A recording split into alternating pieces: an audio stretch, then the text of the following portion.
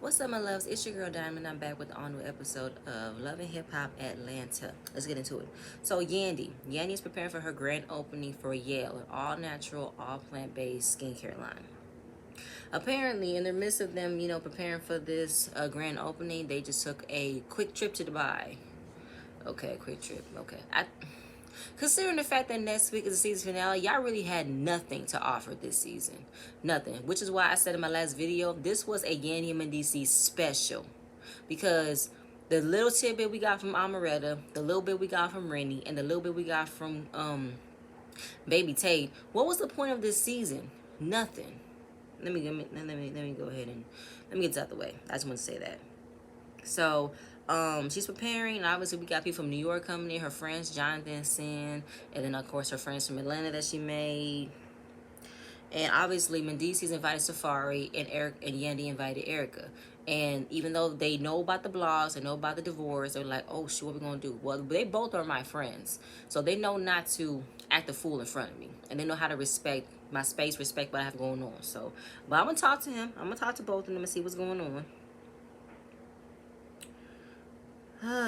So Jock and Kirk, they come in to see how everything's going. He's really proud of Yandy, how she's doing it. So they go outside and have a conversation. So Jock is pretty much giving them the rundown of what's been going on between him and Amani, and how it led to them having that physical altercation, and how it was very triggering for Jock, and how he did not mean for it to go that far. But he was just trying to get him to understand about the pressure of him losing his job, losing his business. And Kirk was like, listen, these kids don't care. They do not care about the pressure that we go through to make sure that the food on their backs, the clothes on their backs, the food that we feed them with, all the jewelry, all the miscellaneous stuff. They don't care because they have not gotten to a point where they can feel what it's like to work for what they have. They don't know. So it's like you're talking to a brick wall. And it's like, even though a lecture is a lecture, but I don't know, because this is what my mom is trying to teach my sisters right now, how money does not grow on trees. But it's just a part about respecting the fact that I don't like you going down this road. You're going down a wrong road, a wrong path, a dangerous path, and I just want you to understand that your life is precious. And even though Jock felt like he was wrong for even getting to that point of putting his hands on his son, he just wanted him to listen. But Kirk is telling him, come in a different way. Come from a different approach, a loving approach, and not so much as like a sergeant, a warden. Don't talk at him. Be the bigger man. And so we get to Erica. Erica's talking to a lawyer, and she's trying to, figure out the best route for her kids. But now coming to find out that Safari has countersued her, which I don't know why she'd be surprised. You announced the divorce on the blogs. Why would he not level up and lawyer up? What point would that not do? Just sit and take it? But obviously, he even expedited the court hearing for their daughter and expedited for the entire rundown of their divorce to be done before the baby's born, which will put a lot of stress on her. And I feel like that was a little bit heartless on Safari's point to try to do that to her. And obviously, he's won 50% custody, but the way that the 50% could be, explained and defined, you will be the primary. Why am I laughing on this word? You'll be the primal custodian. You'll be the main guardian and the main overseer of your kids. Safari will have his visitation, his way of parenting under not supervision, but under actual median ruling. And since she does not trust him to be with the babies by himself, of course she has full reign of how to do that. Of course. She said he's not a bad dad. He just chooses to come around when he wants to. And that's not cool, Safari. You can't just hop in, put in your dad hat when you want to. Being a parent is an all-day job. You don't get no breaks. The only breaks you get when they all go to sleep. That's a break. Other than that, you constantly are moving and constantly doing everything for your kids. And she said, you can call me all kind of names in the book, but you cannot say I'm not a damn good mother. And I will give you that, Erica. You have definitely grown and softened when it comes to the shit you won't take when it comes to Safari. Even though the whole fairy tale wedding and everything, you felt like, I'm not about to go through this in my kids. So I'm happy for you for that. Rashida, things are still going crazy at Frost Bistro. When they left for Dubai, they were not about to let their kids be in charge. So they hired a temporary manager to oversee everything. And throughout the weekend, money was short. The amount of food was short. Dreams were being comped, not paid. It's amazing. It's so funny how y'all can't even trust your own kids to watch the business that you want passed down to them. Food being short, money missing, food's not adding up. Oh, y'all are really allowing y'all friends to eat free. Who's footing the bill? Your friends ain't got no money. They just assume because your parents own the restaurant, they could easily comp off a few meals. Now if they add them to $161. Now if they add them to $200. I don't think so. So now they're going to have a meeting to find out who exactly is responsible for these stolen foods. But in the midst of having that conversation, Rashida sees a post that Scrappy put on his Instagram, basically talking about mental illness in men, on how men are not supposed to express their emotions, they're not supposed to cry because it will be perceived as them as being weak. You know, men be having suicidal thoughts, and she's like, "Whoa, what is going on here?" So Kirk did not know it was this bad with Scrappy and Bambi. So they're both gonna call each other and find out what's going on. Scrappy, he left the house after hearing what Mama D told him about Bambi trying to divorce him and take all his money. So he left the house. He was in a downward spiral, and he only could see the kids on FaceTime. And when even when he would try to call, she wouldn't pick up. But I also feel like Scrappy, don't you have a house? Why don't you go and see her? Why are you so just assuming that FaceTime is the only time you can see your kids? She's not taking your kids from you. You guys are just in a block right now where y'all can't talk to each other. That doesn't mean she's going to take your kids away. And even though she's being spiteful, but at the same point in time, look at what she's doing. So obviously the guys, Mendices and Kurt, they're wondering, bro, what is going on with you? Because they did not know that he was also experiencing possibly divorce, along with Scrappy with Safari and Erica. He's like, I'm just mentally drained. I'm tired. And of course, throughout the whole pandemic, he stayed home. He helped out. But when he was able to get back into music, and obviously he had to promote it himself because nobody else is listening to Scrappy. So he had to make his rounds, make himself be known, be heard, and it's working. But at the same time, it's kind of like you are running from your responsibilities. You have a wife, and you now about to have 3 children under the age of 5, and she is the only one at home doing it all while owning her own business. And that's not fair. And I don't know what type of help that she's getting besides her mother, and I don't think Mama D is around trying to help her. So Scrappy, I understand you trying to make your way, and I also feel like, yes, Love and Hip Hop Atlanta, don't know how many seasons it's gonna have left of it. You definitely need to make sure you have enough coin and enough ways of making money after this show ending. I get that. But you're not communicating with your wife about how you're feeling. And you're running. You're not having a full-on honest conversation. Stop running. And, he's all trying to be in this mode of trying to provide. But that is all understood. But what needs to be understood is how Bambi is handling this. I get it, Scrappy. I really do. But like what Kirk said, I know he loves Bambi. I know he loves his family. But he is too macho into trying to not have a full, honest conversation with his wife. Feel like he don't have the time for it. And that's not cool.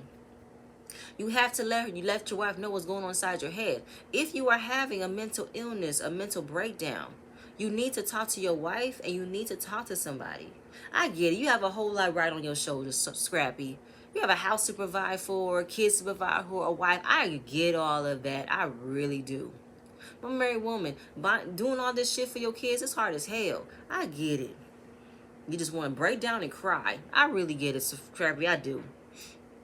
So Yandy, she's having lunch with Erica to see how she's doing, and then they're talking about her vow renewal. And obviously, Erica is feeling, she looks up to Yandy about how Yandy can have a successful relationship. Yandy's not even married, so that's not a successful relationship you want to And then she also got other things going on. She has a mother-in-law who hates her and 2 baby mothers who don't see it for her. So Yandy's life is far from perfect about what's going on in the marriage. But okay, Erica, I see what you mean. So after everything, Erica instantly starts to tear up and just bawl with that vein popping out her forehead about what her life has gone through. I did not expect for this to do it by myself. Like, how could this happen? I have my fairy tale wedding, I have my kids, but then everything is falling apart and I don't know what to do. And I just have to do it for me. So I'm just like, okay, Erica. Okay. Okay. So then the whole thing about the expediting about the court, and then expediting about Safari, everything's going rush before she has the baby. And she's like, do you not know the stress that can do to a baby? Obviously he don't and don't care. But of course, Yandy is not just taking what Erica is telling her. She wants to be sure to hear both sides. But she do know that Safari is an asshole for doing all this shit.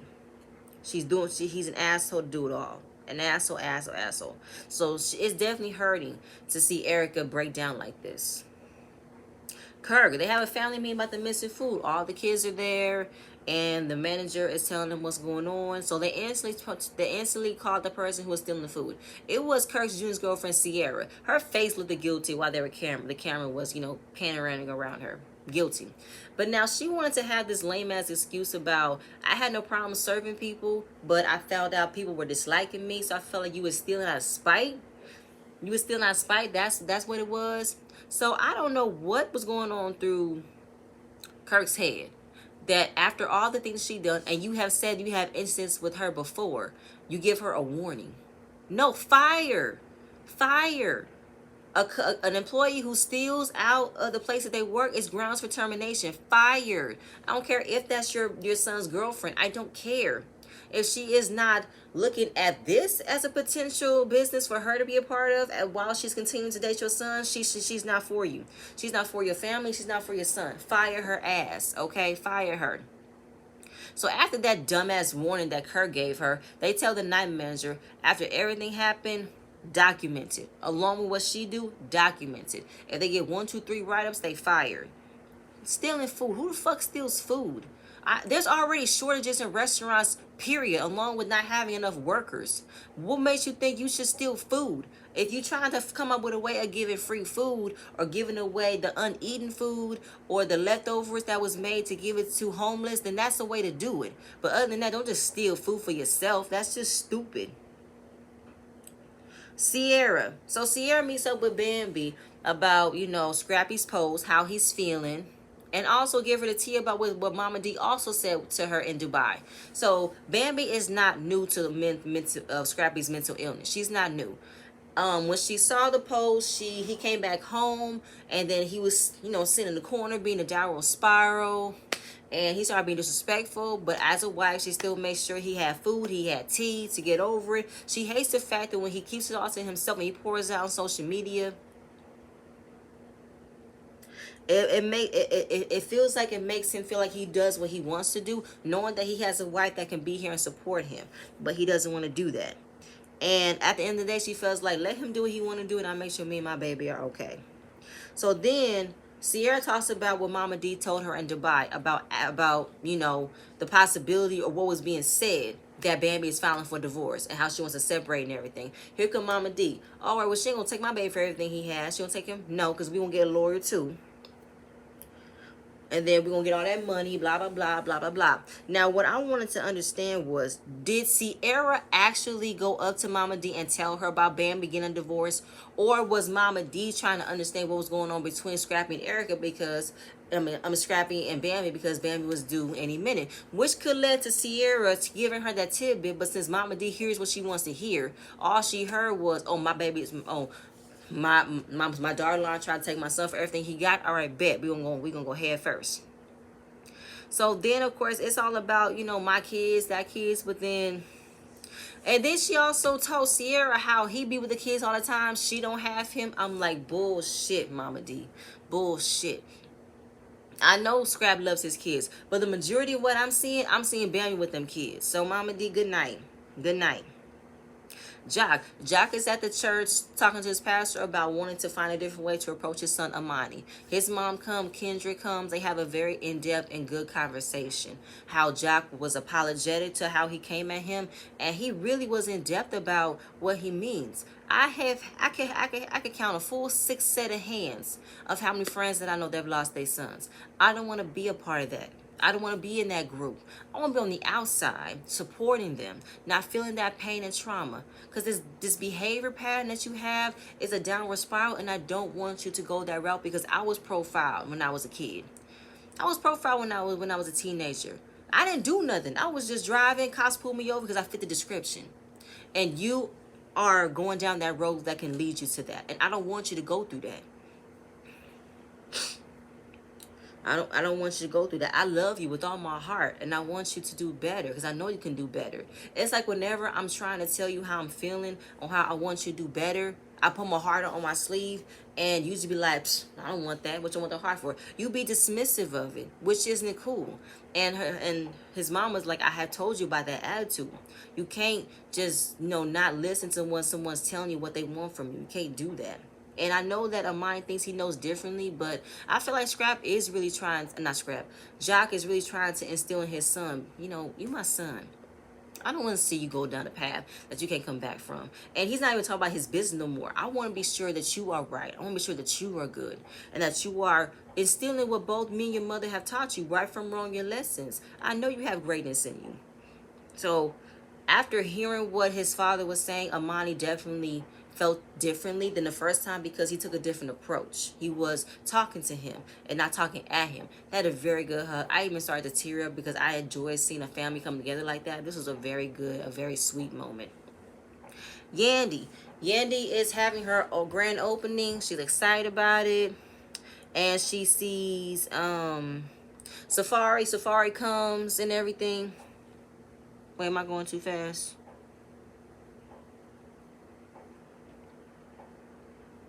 Oh yeah, I'm going too fast. It wasn't like that yet. So Jock is there, Kendra's there, Rashida's there. So they said, how was it? How did everything go? And he said it was really good. We're working on our relationship. It just sucks though that when you try to tell a kid something, they know everything, but you guys don't know everything. And you guys don't. And don't take what I'm telling you to ruin your fun. Don't take what I'm telling you is you don't know no better. Just take my advice and take my opinions. You can take it how you want to do it. Just don't act like nobody ever told you. That's the whole thing. That's what my mom has told me ever since I was a kid. So don't act like you don't know nothing in this world because I never put you up on game. Don't do that. So then she sees Safari and she pulls him to the side and be like, bro, what the fuck is you doing? I'm hearing online. I'm hearing about the blogs, the divorce. What are you doing? The expedition of this court? What is happening here? He said, well, listen, I don't care. What's done is done. It's all about respect. No, Safari. No, Safari. All being considerate. Is being considerate to the other person. This woman's carrying your child. She is trustful. She already went to premature labor twice. Be considerate. Y'all can have a peaceful divorce if you just get out of your childish ways and just have a conversation. So the whole thing about how, he got his own place, he's in peace, and, he doesn't want to be in a marriage where he's arguing, and I get it. I get that part, but I feel like you signed up for this fairy tale wedding that you want. I think that reality hits you when you have kids involved and you can't act the way that you want to. And then the whole thing with cheating. I forgot. Erica hired a PI and found out that he was cheating. And Safari admitted. It was a one-time thing, and he wants to just nonchalant off, be like, it is what it is, I do what I do. No, you don't do what you do, nigga. You don't. You don't cheat on your wife. You don't. If it was that case, you shouldn't have gotten married then. I don't. Safari, this is bullshit right here. This is bullshit. So she knows he loves his kids, which is why he left, which is why he wants 50% custody. But I understand, Safari. I get all that. But you have to get out of your childish ways. You have to grow up. Grow up, Safari. So after all that, because she just wanted to know where the hell your head was at, because I'm going to read your ass a film because you fucking up. Anyway. Mama D, sees Bambi at the corner of her eye and cannot wait to, approach her. As she approached her, Bambi's looking like, the fuck you saying about me for? What you want?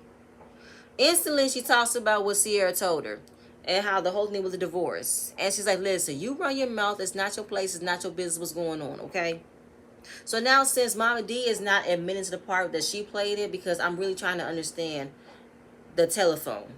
I honestly believe that Mama D sought out Sierra to get that information, and Sierra not even thinking that Mama D would be that upset. But Mama D talked about, you taking my son for everything he got and all that type of stuff. So now she was flipping on Bambi for allowing for someone to speak her business. No, Mama D, you the one that have admitted multiple times. As mothers, you tend to overstep your boundaries. This is one of them.